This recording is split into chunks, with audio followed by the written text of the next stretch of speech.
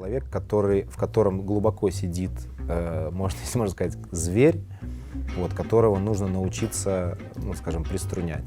И этот зверь может стать либо становится в позу, да, и с ним тяжело найти общий язык. Мы могли не улететь из Амстердама перед самым отправлением, когда уже гейт был открыт. Ребята решили, я думал, что они контролируют ситуацию и понимают, куда они идут. Наверное, больше ничего добавить.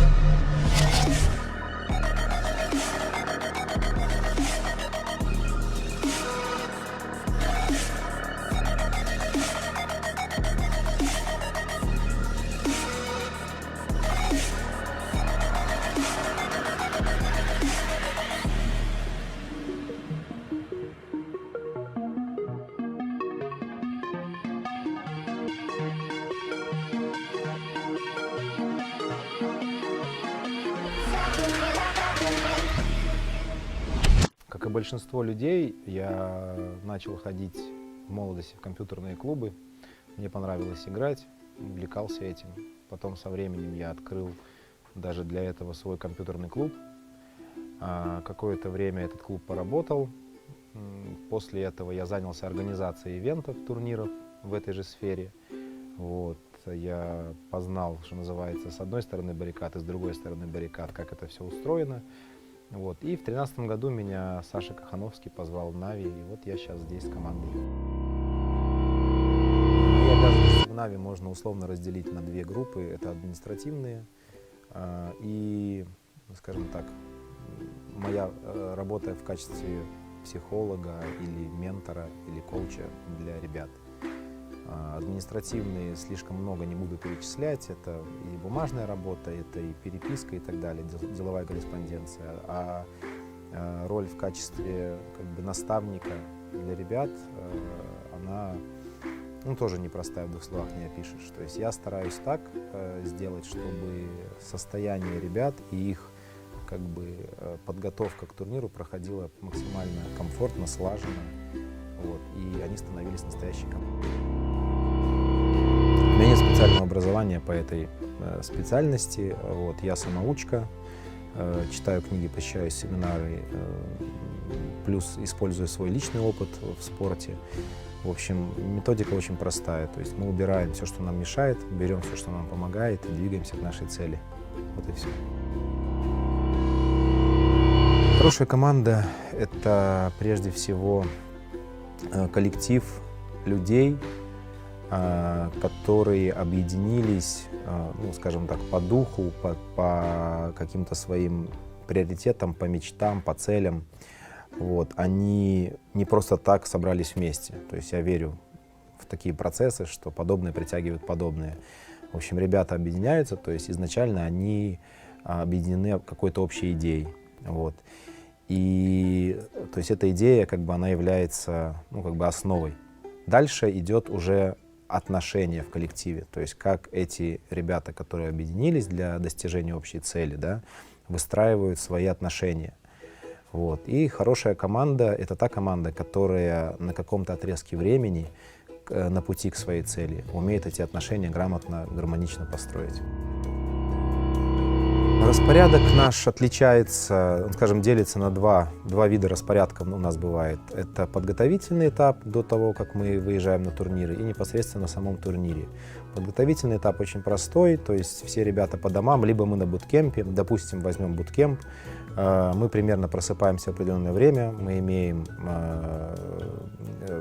командный сбор, после этого мы включаемся в тренировочный процесс. У нас есть перерывы на обед. Тренировочный процесс разбит на разные стадии подготовки. Это теоретические, это стрельба, это теоретические, тактические. В общем, куча всяких разделов, которые мы учитываем, просмотр демозаписи и прочее. Плюс психологические тренинги, вот, которыми мы периодически разбавляем сам процесс для корректировки состояния игроков. Ну, вечером небольшое свободное время, мы можем во что-то поиграть, провести вместе время, можем договориться провести его отдельно, отбой. Вот примерно такой распорядок в среднем. Вот. Он примерно такой же, наверное, когда мы по домам сидим. Вот. А на турнире все гораздо сложнее, мы очень привязаны к расписанию игрового, скажем, к расписанию турнирному. Игра может быть у нас утром, игра может быть вечером. И мы стараемся заранее об этом узнать, чтобы подготовить себя и как следует выспаться, да, в общем, не приехать на утреннюю игру, например, поспав 3 часа. Вот. Или наоборот, если игра вечером, то нет смысла вставать рано утром, прям совсем, да, чтобы к вечеру ребята уже там, их клонило на сон. То есть, чтобы не прибегать к употреблению каких-то там, не знаю, я лично против энергетиков и там, кофеиносодержащих напитков. Вот. То есть мы привязываемся к расписанию. Вот. И, соответственно, тоже у нас есть сбор, у нас есть время тренировок, у нас есть время, когда мы проводим его вместе, стараемся как можно больше это делать, и вот двигаемся. Потом у нас, если мы выигрываем, мы просто летим домой, если мы где-то на какой-то стадии вылетаем, то у нас уже более свободный график. Ванька широкой души человек, очень разносторонний, целеустремленный, умеет себя организовать, то есть самоорганизованный, вот, и добрый. Дальше Денис. Денис тоже очень целеустремлен, очень собран, даже это ему иногда мешает, он чересчур, скажем так, чересчур себя напрягает своими же вот целями и вот что надо что-то делать. То есть он хочет результат быстрее, чем его можно достигнуть. Егор очень гибкий, мягкий, как вода, адаптивный. С ним достаточно комфортно, легко работать. Он бывает упирается, его человеческие качества иногда бывают, становятся в позу, да, и с ним тяжело найти общий язык, но достаточно быстро отходит. Все легко усваивает. И, наверное, один из игроков, с которым, если вот при правильном приложении труда, очень легко будет найти общий язык.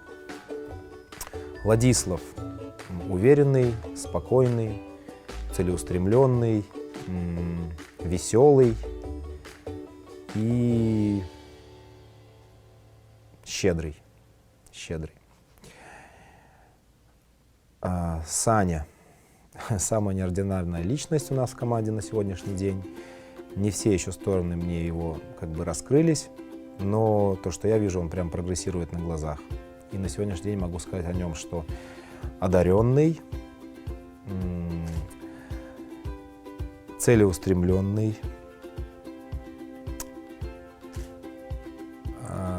такой, скажем так, неординарный, талантливый человек, в котором глубоко сидит, можно сказать, зверь, вот, которого нужно научиться, ну, скажем, приструнять.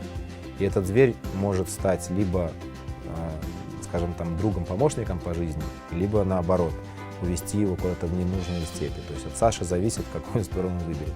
Но, наверное, один из самых талантливых CSGO игроков, с которым мне доводилось работать.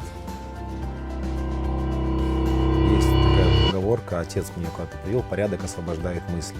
То есть что такое порядок? Это определенное, это порядок в голове, это порядок в окружающем тебя пространстве, да? Это правильно расставленные приоритеты и так далее, и так далее. То есть, другими словами, это действительно дисциплина. Дисциплина, причем во всем. Чем она четче, проще и понятней, тем как бы сконцентрированнее и более целеустремлен сам спортсмен. То есть он как-то эффективно тратит свое время. Вот и все. То есть порядок во всем начинается именно с дисциплины, самодисциплины. И на сегодняшний день я считаю, что нам это удается неплохо. Забавных историй происходит на самом деле много.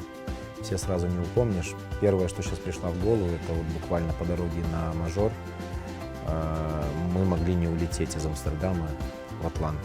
Просто ребята буквально перед самым отправлением, когда уже гейт был открыт, ребята решили пойти перекусить. Вот. Причем это так выглядело, как будто у нас еще час времени. Вот, они куда-то ушли.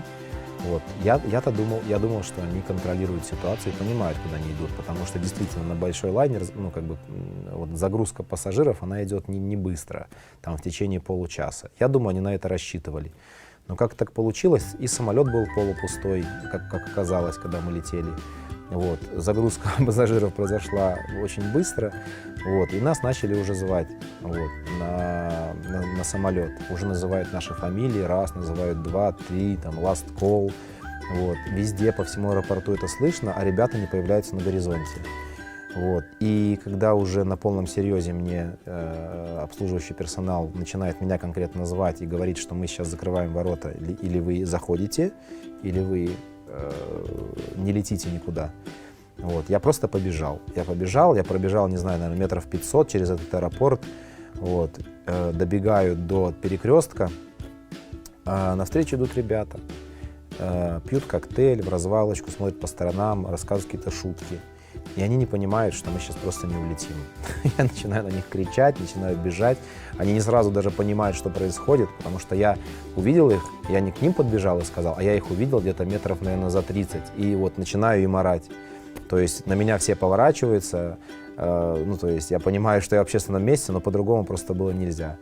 Вот. И я просто как бы не стал ничего объяснять, я кричу быстро, поворачиваюсь и бегу. Вижу, что они сразу даже не бегут, они думают, что это, может, какая-то шутка, не ориентируются, а потом начинают бежать. И вот когда они прибегают, запыхавшись, и понимают, что произошло, как бы, вот, это как бы и смешно, и поучительно. Вот такая ситуация. Много где удалось побывать благодаря этой профессии, за что я очень благодарен. Я, наверное, выделю 3 города, которые мне запомнились больше всего. Париж, Нью-Йорк и Шанхай. Самые глубокие оставили впечатления. Ну, это самый лучший город на Земле.